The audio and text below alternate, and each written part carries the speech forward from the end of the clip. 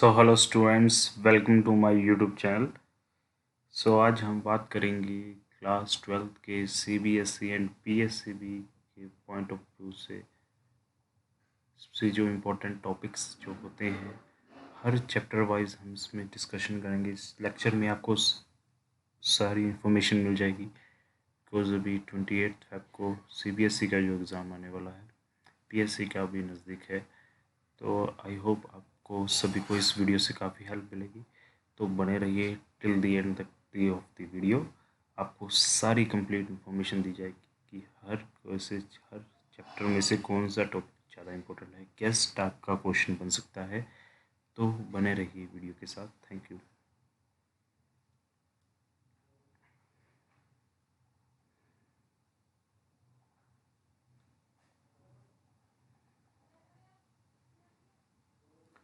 सो देखिए, अभी हम बात करेंगे जो हमारा जो चैप्टर फर्स्ट आता है।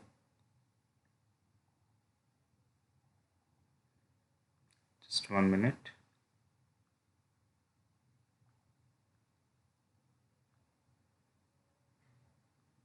देखिए, जो हमारे पास चैप्टर फर्स्ट है वो है सॉल्यूशन। देखिए, जो सॉल्यूशन है इस चैप्टर के अंदर इसकी जो वेटेज है 7 to 8 मार्क्स की जो वेटेज है, ठीक है। और इसमें से जो टॉपिक्स बहुत इम्पोर्टेंट है वो है रोल्स लॉ,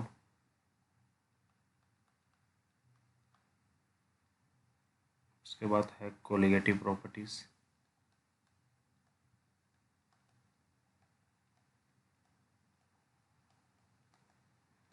उसके बाद है वांट ऑफ फैक्टर,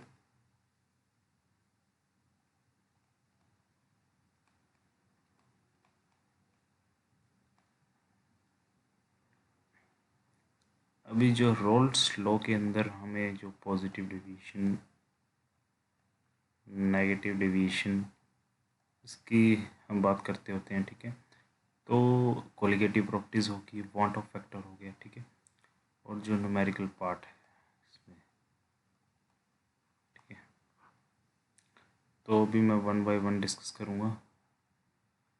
तो देखिए, जो रोल्स लॉ है, इसमें रोल्स लॉ ने क्या बताया था हमें, उसने जो है प्रेशर्स की बात की थी, वेपर प्रेशर की बात की थी, पार्शियल प्रेशर की बात की थी, ठीक है।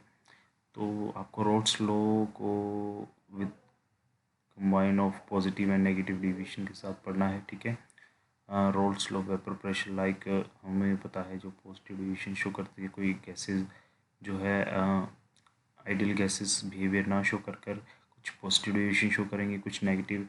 किसी में जो फोर्स ऑफ अट्रैक्शन है वो ज़्यादा होगी, ठीक है। किसी में लाइक अगर हम जोड़ते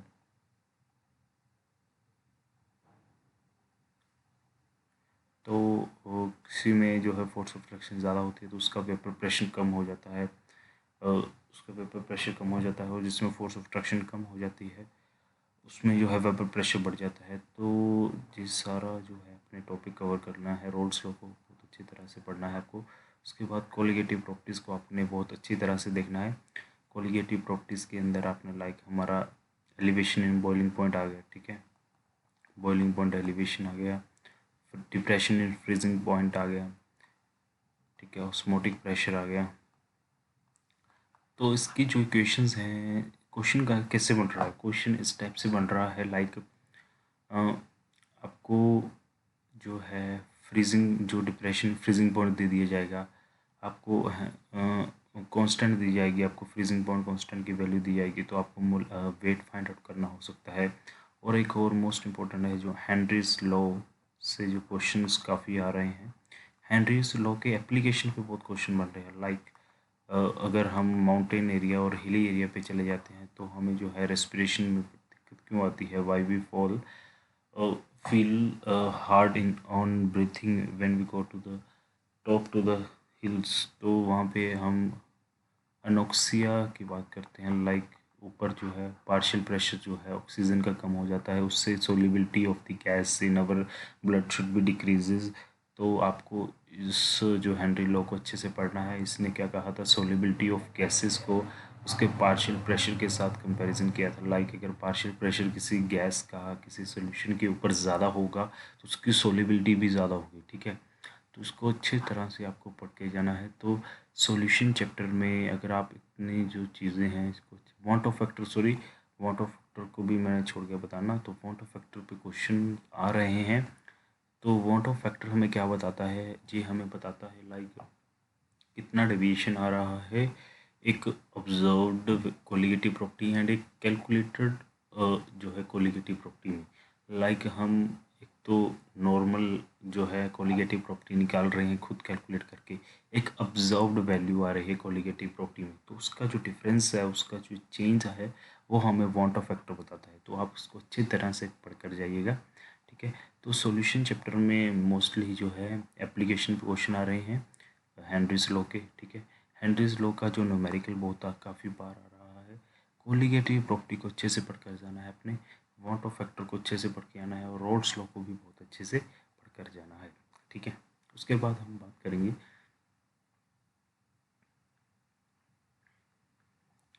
जो हमारा दूसरा चैप्टर की बात करेंगे, सेकंड चैप्टर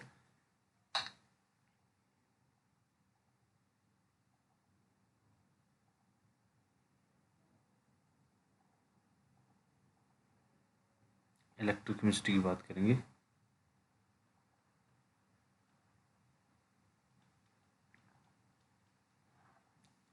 देखिए जो इलेक्ट्रोकेमिस्ट्री में जो इम्पोर्टेंट टॉपिक्स मैं लिख देता हूँ पहले, फिर आपको बताता हूँ। लाइक नर्व्स इक्वेशन हो गया, ठीक है, कंडक्टेंस हो गई,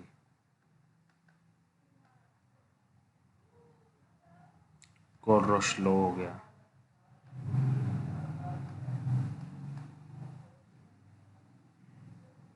फैराडेज लॉ हो गया,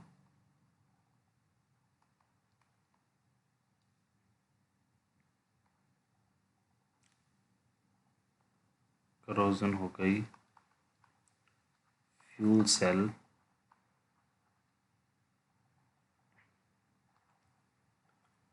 ठीक है। बस इतने जो टॉपिक अगर आप यहाँ से कर देते हैं तो आपका समझे काम हो जाएगा। देखिए इलेक्ट्रोकेमिस्ट्री की भी जो है वेटेज बहुत अच्छी चली जाती है, 6 to 8 मार्क्स के अंदर जो उसकी वेटेज चली जाती है। नॉन्स्ट इक्वेशन में क्वेश्चन कैसे आ रहे हैं, क्वेश्चंस आ रहे हैं इसके न्यूमेरिकल बेसिस पे जो है क्वेश्चन आ रहे हैं, आपको इसकी इक्वेशन को अच्छे से पढ़ कर जाना है, ठीक है। और आपको इसका भी ध्यान रखना है कि ऊपर कौन सा आएगा, ऊपर रिड्यूसिंग आएगा और ऑक्सीडाइजिंग आएगा, ठीक है। तो इस चीज़ को आपको और ऐसे आएगा, ठीक है, और को याद रखना, ऊपर ऑक्सीडेशन वाली क्वांटिटी लिखनी, नीचे रिडक्शन वाली लिखनी है, ठीक है। तो नॉन्स्ट इक्वेशन के ऊपर क्वेश्चन आ रहे हैं, इसकी जो आपको क्वेश्चन अच्छे से याद कर जानी है, सो उसके ऊपर न्यूमेरिकल अच्छे बन रहे हैं। उसके बाद कंडक्टेंस की बात होगी, जहाँ पे डिबाई हक्कल का जो हमें ग्राफ दिया गया है एनसीईआरटी के बुक में, ठीक है, molar conductivity with the dilution, infinite dilution पे पता कर रहे हैं ना हम, जो मोलर कंडक्टिविटी का जो ग्राफ बनता है हमारे से कंसंट्रेशन के ऊपर, ठीक है ना, तो उसको आपने अच्छी तरह से पढ़ कर जाना है, ठीक है। लाइक इसमें क्वेश्चन ऐसे आ रहे हैं, like what is the affect of dilution on molar conductivity, ठीक है, और कंडक्टेंस, ठीक है। अगर डिल्यूशन कर देंगे तो मोलर कंडक्टिविटी और कंडक्टेंस में क्या फ़र्क पड़ेगा। लाइक मोलर कंडक्टिविटी तो अगर डिल्यूशन कर देते हैं तो वो कम हो जाती है, और सॉरी मोलर कंडक्टिविटी तो इंक्रीज़ होती है, और अगर हम कंडक्टिविटी की बात करें या ओनली कंडक्टेंस की बात करें तो वो कम हो जाती है, ठीक है। तो ऐसे आपको ध्यान में रखना है। कोलरोश लॉ को आपने अच्छे से पढ़ना है। Like Kohlrausch law will tell us about the conductance of each ion of the electrolyte at the infinite dilution। Like Kohlrausch law हमें जो वीक इलेक्ट्रोलाइट्स की कंडक्टेंस फाइंड आउट करने में इजीली हेल्प करता है, लाइक बिकॉज हम at a limiting molar conductivity find कर सकते हैं of the weak electrolytes at the infinite dilution, because without Kohlrausch law हम किसी भी वीक इलेक्ट्रोलाइट की जो है कंडक्टेंस फाइंड आउट नहीं कर सकते हैं at infinite dilution. But Kohlrausch law ने क्या कहा था कि जब इनफाइनाइट डिल्यूशन हो जाएगी तो उस वीक इलेक्ट्रोलाइट की हर एक आयन की अपनी एक कंडक्टिविटी होगी और अपनी एक कंडक्टिविटी होगी, और वो किसी पे डिपेंड नहीं करेगी। तो इसकी जो डेफिनेशन है वो अच्छे से पढ़ना है, और न्यूमेरिकल हमेशा आ रहा है वो एसिटिक एसिड वाला ही आ रहा है, ठीक है, इसको अच्छे से पढ़ जाना, ठीक है दोस्तों। उसके बाद आ रहा है फैराडेज लॉ। फैराडेज लॉ के हमारा फर्स्ट और सेकंड लॉ दोनों है ना। इसके अंदर क्या है, फैराडे लॉ कुछ नहीं कहता है, लाइक करंट जितना पास करेंगे कोई उतना सब्सटेंस उतना ही ज़्यादा डिपॉजिट होगा, ठीक है। इसके ऊपर इसने बताया था, और इसने दूसरा रूल ऐसा था कुछ लाइक अगर इक्विवेलेंट वेट के अकॉर्डिंग ही कोई मास है जो डिपॉजिट होगा, जिसका लाइक इक्विवेलेंट मास ज़्यादा होगा, तो उसके अकॉर्डिंग ही बात की गई थी, डिपॉजिट होगा, ठीक है, जिसका इक्विवेलेंट वेट ज़्यादा होगा वो ज़्यादा डिपॉजिट होगा। और उसके बाद आता है करोजन। करोजन की जो है अपने प्रोवेंशन पता करके जानी है, पढ़ कर जानी है, लाइक हम पेंटिंग कर देते हैं, गैल्वेनाइजेशन कर जाते हैं, ठीक है, अनोडिक कैथोडिक प्रोटेक्शन हो जाती है। फ्यूल सेल की आपने रिएक्शन याद करके जानी है, ठीक है। फ्यूल सेल में H2O2 फ्यूल सेल जो है ये अच्छी तरह से आपके देखने के जाना है, ठीक है दोस्तों। चलिए, इलेक्ट्रोकेमिस्ट्री भी हमारा जो है चैप्टर इतने में कवर हो जाएगा। अभी हम बात करेंगे जो हमारा नेक्स्ट चैप्टर है, केमिकल काइनेटिक्स की बात करेंगे। Chemical kinetics, this is the most important chapter and this is also my favourite chapter. तो केमिकल काइनेटिक्स बहुत प्यारा चैप्टर है। देखिए, केमिकल काइनेटिक्स के अंदर जो क्वेश्चंस आ रहे हैं वो तो एक तो आ रहा है हमारा यूनिट ऑफ रेट कांस्टेंट के फॉर डिफरेंट ऑर्डर, ठीक है। आपको यूनिट ऑफ रेट कांस्टेंट की वैल्यूज़ पता होनी चाहिए for different order, like first order के लिए, सेकंड ऑर्डर के लिए, ठीक है, ज़ीरो ऑर्डर के लिए, तो आपको इसका अच्छी सी नॉलेज होनी चाहिए, ठीक है। उसके बाद आपको अर्हीनियस इक्वेशन को आपने अच्छी तरह से पढ़कर जाना है, ठीक है। अर्हीनियस इक्वेशन को आपने अच्छी तरह से पढ़कर जाना है। क्लीजन थ्योरी को अच्छे से पढ़कर जाना है, अर्हीनियस इक्वेशन के, ठीक है। और उसके बाद आता है हमारा ऑर्डर एंड मोलिकुलैरिटी। ऑर्डर एंड मोलिकुलैरिटी, इसके अंदर डिफरेंस आप अच्छे से पढ़कर चले आना। 3 और 4 2 नंबर का क्वेश्चन हर बार आ रहा है, हर साल आ रहा है लगभग। ऑर्डर एंड मोलिकुलैरिटी पूछ रहे हैं आपको, ठीक है। एक इसमें और सिडो मोलिकुलर रिएक्शन आ रही है, pseudo first order molecular reaction आ रही है। इसमें वो हाइड्रोलिसिस ऑफ एस्टर की बात कर रहे हैं, ठीक है। तो एस्टर पे देखिए, वाटर की जो कंसनट्रेशन हम बहुत कम लेते हैं, तो ठीक है, तो वो सिर्फ उस पर एस्टर पे डिपेंड करती है, ठीक है। तो हम वाटर को कंसिडर नहीं करते, होती तो वो होनी तो वो सेकंड ऑर्डर चाहिए, बट वो होती नहीं है, होती वो फर्स्ट ऑर्डर है, तो इसे हम सीडो फर्स्ट ऑर्डर फ्रैक्शंस कह देते हैं, ठीक है। तो ये भी अच्छे से आपको पढ़ कर जानी है। उसके बाद जो है न्यूमेरिकल बहुत अच्छे आ रहे हैं फर्स्ट ऑर्डर रिएक्शन के, न्यूमेरिकल्स आ रहे हैं फर्स्ट ऑर्डर रिएक्शन पे बहुत अच्छे से। और एक और नया सा ट्रेंड स्टार्ट हो गया है, जिस स्लोप्स पूछ रहे हैं ग्राफ्स की, स्लोप, तो इसको अच्छी तरह से आपको पढ़कर जाना है। लाइक आपको हर जो है फर्स्ट ऑर्डर के, ठीक है, जो सेकंड ऑर्डर और जीरो ऑर्डर के ग्राफ्स का आपको अच्छी तरह से आनी चाहिए। लाइक हम कंसंट्रेशन वर्सेस टाइम का ग्राफ बनाते हैं, कंसंट्रेशन वर्सेस लाइक हम मैनी अदर जो है क्वांटिटीज़ के जो है ग्राफ्स जब बनाते हैं, तो हमारे पास डिफरेंट डिफरेंट स्लोप्स आती हैं। लाइक फर्स्ट ऑर्डर में लोग कंसंट्रेशन वर्सेस टाइम का ग्राफ बनाते हैं, तो तो ऐसे ही आपको जी ग्राफ्स की नॉलेज अच्छी होनी चाहिए, ठीक है। ग्राफ से बहुत अच्छे क्वेश्चन जो है केमिकल काइनेटिक्स पूछ रहा है, तो उसके लिए आपको अच्छी नॉलेज जो है रखनी है, ठीक है। सो केमिकल काइनेटिक्स से भी 7 से 8 जो क्वेश्चन बन रहे हैं। Unit of rate constant, Arrhenius equation को अच्छे से पढ़ के आइए। Order, pseudomolecular reaction, numerical first order का, ठीक है।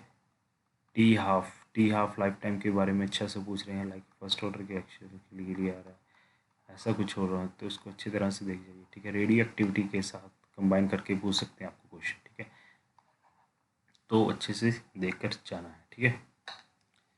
तो नेक्स्ट बात करेंगे, हमारा जो चैप्टर है डी एंड एफ ब्लॉक, ठीक है। चलिए डी एंड एफ ब्लॉक की बात करेंगे। मैं न्यू स्लाइड ले लूँ।